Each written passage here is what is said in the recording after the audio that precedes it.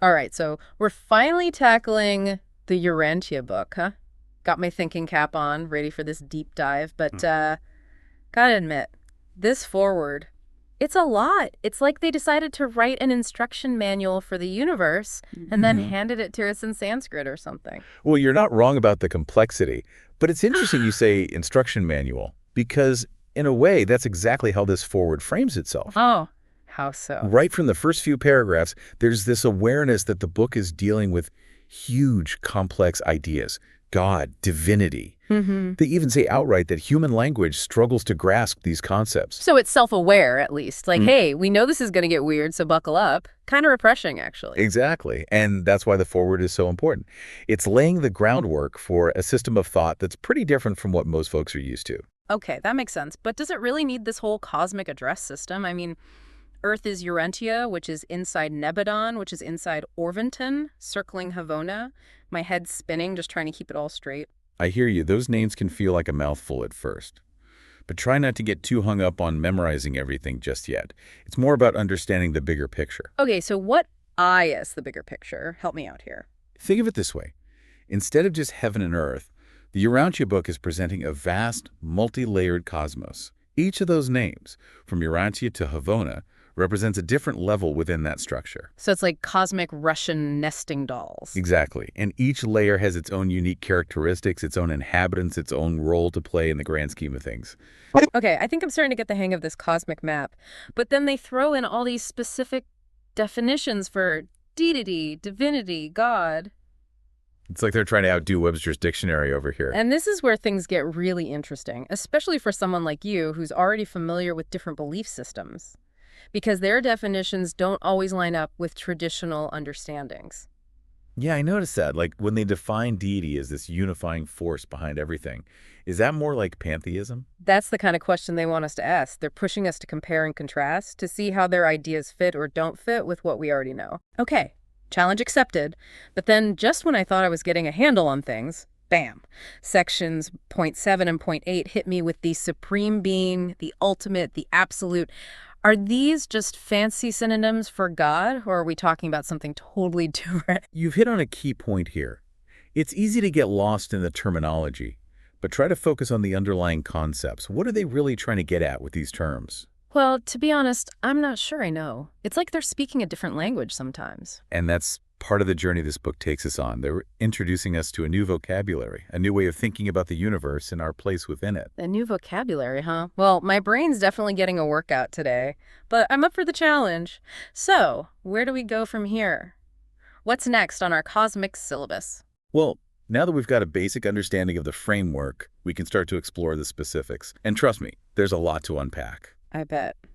But before we dive into the nitty-gritty, let's take a quick break. We'll be right back to explore more of the Urantia book after this. Okay, so we've downloaded the cosmic operating system from the forward. Time to boot up the actual Urantia book. Where do we even begin with this thing? It's massive. Well, if the forward was our zoom out to see the whole universe, Yeah. part one is like panning across the cosmos with a super-powered telescope. It starts in the very center, that Havona place they mentioned, and spirals outward, introducing us to super universes.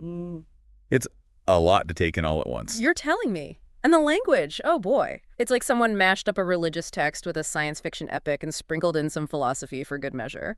My brain is doing backflips trying to keep up. It's definitely a unique blend, and I think that's what makes it so captivating. Instead of shying away from big, complex ideas, it leans right in, but it does it in a way that sparks your imagination. It's almost like they want us to try and visualize these realms, these beings, to experience it all in our minds, not just intellectually. Which makes sense given how much the book emphasizes experience and evolution. Speaking of beings, we finally get to meet the big players in this cosmic drama. The Father, the Son, and the Spirit. Are they like the ultimate power trio, Urantia style? In a way, yes.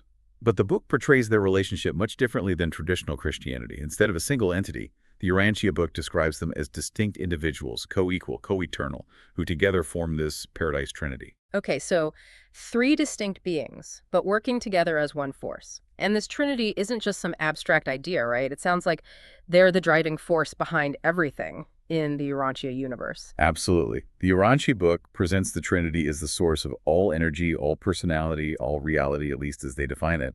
and it operates on every level imaginable from the grand cosmic scale all the way down to our individual experiences as humans. Which brings us back to those thought adjusters, something that really caught my attention back in the foreword. It's just such a wild concept, these fragments of the Father literally residing within us, guiding us toward, well, something more. What's your take on that? It's a truly fascinating idea, isn't it? The book describes them as pre-personal spirits, distinct from our souls, yet working in tandem with them. It's like this built-in system that helps us develop spiritually and make choices that align with the Father's will. It's like having a spiritual GPS guiding us on our journey. Only this GPS is directly connected to the source. Pretty convenient, if you ask me. A very apt analogy. And the book emphasizes that this isn't some autopilot situation.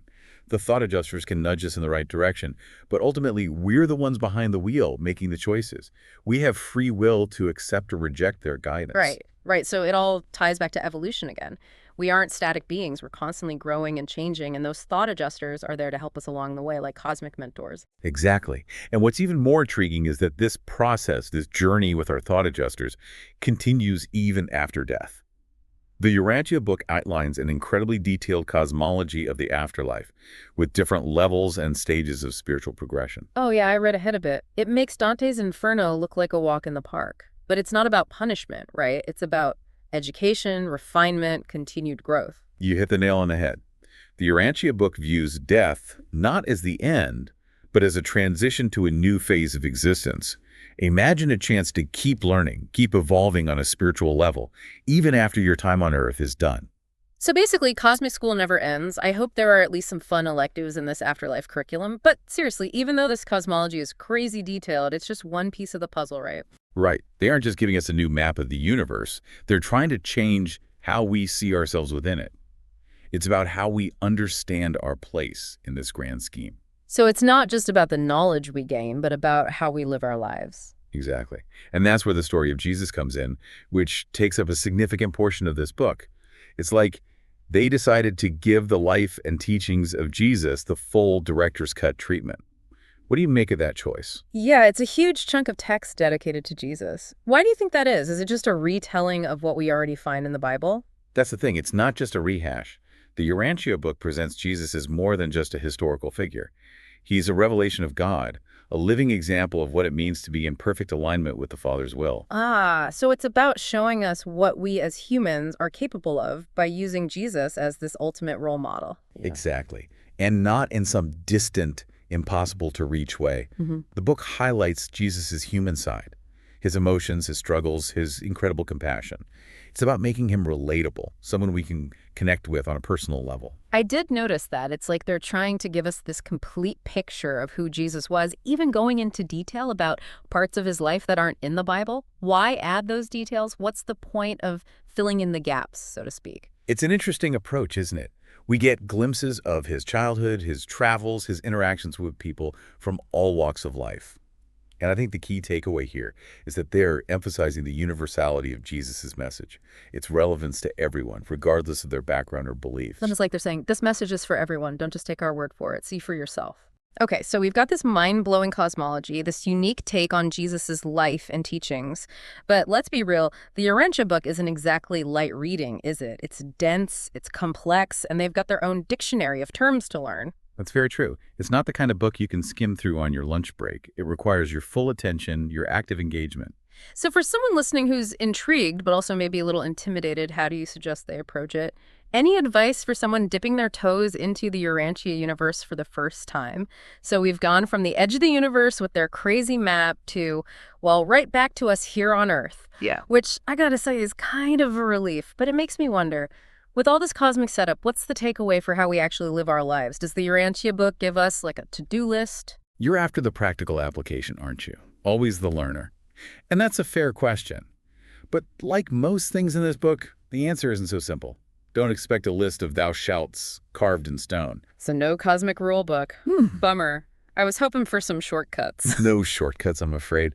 But they do emphasize certain core ideas, like living a life of, you probably see this coming, love and service to others. Okay, not exactly a groundbreaking concept. Every religion talks about being nice, right? So what makes their version different? It's true, those themes pop up everywhere.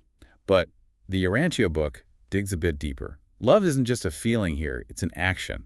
It's the choice we make to want the best for others. Even when, maybe, especially when it's tough. So less about warm fuzzies, more about showing up even when it's inconvenient.